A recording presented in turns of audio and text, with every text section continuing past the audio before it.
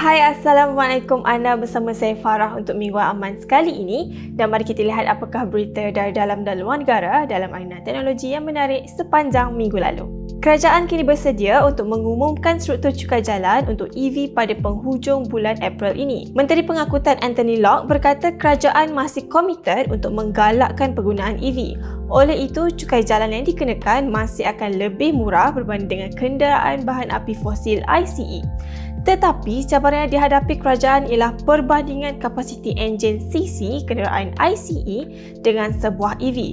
Justru itu, terdapat saranan di Malaysia agar cukai jalan EV dikenakan berkadar terus dengan kuasa motor elektrik yang digunakan. Pembangunan projek stesen pengisian semula hidrogen mudah alih akan dilaksanakan menjelang penghujung tahun 2024 ini. Projek ini dijangka melibatkan beberapa pihak untuk bekerjasama, termasuklah dengan Petronas Technology Ventures Sdn Bhd, Nano Malaysia Berhad, UMW Corporation Sdn Bhd, UMW Toyota Motors Sdn Bhd dan juga MGTC. Selari dengan langkah ini juga, Mosty mengumumkan sebanyak 3 unit kenderaan Toyota Mirai akan dibawa masuk ke Putrajaya di mana kenderaan ini dikuasakan oleh hidrogen. Perdana Menteri turut berkongsi harapan agar ekosistem bahan api hidrogen dalam negara berkembang dengan lebih pesat dan maju selari dengan kajian serta penyelidikan menyeluruh berkaitan dengan teknologi ini. Inisiatif AI untuk rakyat telah diperkenalkan oleh kerajaan pada awal tahun ini di mana melaluinya sebuah program pembelajaran kendiri percuma disediakan. Ia merupakan sebuah program pembelajaran kendiri percuma disediakan untuk mempelajari pelbagai perkara berkaitan asas kecerdasan buatan. Lanjutan daripadanya, pihak Pusat Sains Negara mula menawarkan tiket masuk percuma bagi mereka-mereka yang telah pun menyelesaikan 2 modul pada AI untuk rakyat berkenaan. Pusat Sains Negara menawarkan penebusan ini dari 1 April 2024 hingga 31 Disember 2024 ini, dan kemasukan percuma adalah hanya terhad untuk kunjungan kali pertama sahaja.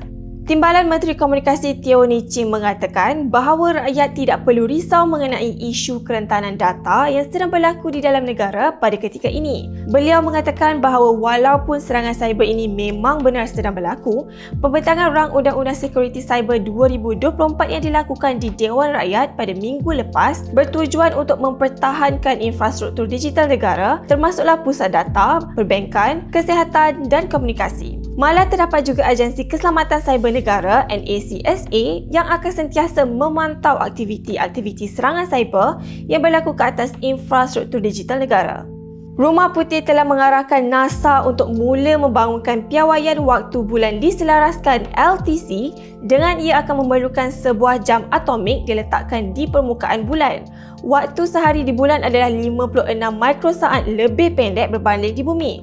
Oleh itu, piawaian waktu tersendiri diperlukan bagi memastikan sistem GPS, roket dan perhubungan di bulan adalah selari bagi mengelakkan sebarang isu. Pada Belanjawan 2024 lepas, kerajaan telah memperuntukkan dana untuk penubuhan Fakulti Kecerdasan Buatan. Selari dengannya, kini dikongsikan Fakulti Kecerdasan Buatan di Universiti Teknologi Malaysia UTM bakal dirasmikan pada 3 Mei 2024 kelak. Penubuhan fakulti ini juga selari dengan perkembangan teknologi khususnya kecerdasan buatan secara drastik sejak setahun 2 kebelakangan ini. Fakulti Kecerdasan Buatan ini juga dijangka akan membolehkan lebih ramai bakat tempatan dihasilkan selari dengan permintaan industri semasa. Penyelidik dari Flinders University di Australia kini menyatakan bahawa mereka boleh mengekstrak DNA daripada pendingin hawa untuk membuktikan bahawa seseorang itu berada di dalam bilik. Setiap benda hidup menghembuskan DNA dalam bentuk air liur ataupun wap yang dikeluarkan ketika bernafas. Oleh sebab itu, penyelidik mendapati DNA persekitaran ataupun eDNA yang dilepaskan ini boleh dikutip oleh pendingin hawa dan mesin penapis udara. eDNA boleh dijadikan bukti seseorang suspek berada di lokasi kejadian walaupun selepas cap jari dan bukti DNA lain dibersihkan. Mark Zuckerberg kini memiliki nilai kekayaan mengatasi Elon Musk. Ini adalah kali pertama nilai kekayaan Mark Zuckerberg mengatasi kembali Elon Musk sejak tahun 2020 lepas. Mengikut data Bloomberg Billionaire Index, Mark Zuckerberg mempunyai nilai kekayaan mencapai $187 bilion mengatasi Elon Musk yang mempunyai nilai kekayaan $181 bilion. Mark Zuckerberg kini menduduki tangga ketiga di belakang Bernard Arnault ataupun pemilik LVMH dan juga Jeff Bezos iaitu pemilik Amazon. Polisi berkaitan dui rangkaian 5G dijangka akan diumumkan oleh kerajaan pada suku kedua tahun 2024. Pembentukan entiti kedua ini kelak akan membawa kepada pecahan dua kumpulan di mana entiti A akan dimiliki oleh Digital Nasional Berhad DNB di mana sahamnya dimiliki oleh sejumlah syarikat telekomunikasi. Begitu juga dengan entiti B yang akan turut dimiliki oleh beberapa syarikat telekomunikasi berbeza. Semua syarikat telekomunikasi berkemungkinan akan kekal menggunakan khidmat rangkaian DNB sementara entiti kedua turut mencapai kadar liputan yang sepatutnya dalam tempoh masa yang akan ditetapkan kelak oleh kerajaan.